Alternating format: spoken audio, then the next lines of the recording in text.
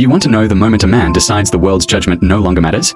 It was when my children huddled close and told me, in small, scared voices, that they never wanted to go back to their mother's house again, that we had shared custody. But this was different.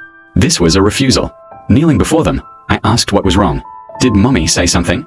And then, haltingly, they told me. Mommy's new boyfriend made them do weird things. He made them promise to keep secrets. When I gently asked what things, my world collapsed. He would pose them in front of a camera, make them strip to their underwear, and take pictures. A piece of candy for their silence. At first, it was just candy. Then came the unease, the understanding that this was wrong. When they finally begged him to stop, he answered my daughter with an open-handed slap across her face. They ran to their mother, sobbing, telling the truth. She accused them of being jealous, of spinning stories I had planted. She chose a new life over their terrified words. Rage and despair hollowed me out. I called the police. The deputy who arrived was her brother-in-law. He echoed her accusations. Stop being jealous. Stop lying.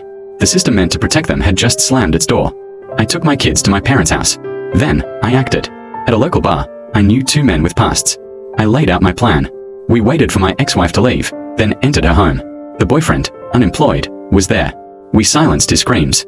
My plan was simple. Find the photos, delete them, and make sure he was too scared to ever breathe in my children's direction again. But what we found was worse. He confessed, sniveling, that this wasn't some private sickness. It was a business. A network of depravity, with copies of each photo packaged and ready to be shipped to other monsters. My children's images were commodities. The realization was an ice-cold flood. If my brave kids hadn't spoken up, those photos would have vanished into a dark world forever. The red-hot fury that followed wasn't a choice. It was a lightning strike. The iron knuckles I wore became a piston. I didn't stop until strong hands pulled me away from what was left, so I knelt on the splintered floor, weeping, not for him, but for the prison sentence that would steal me from my kids. One of the men spoke to the other.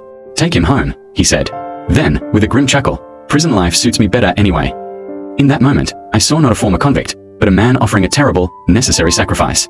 I met his eyes, and with a silent, shattered nod, I accepted it. That's the day the world got its villain. But my children got their safety. I will wear that label forever if it means they sleep soundly.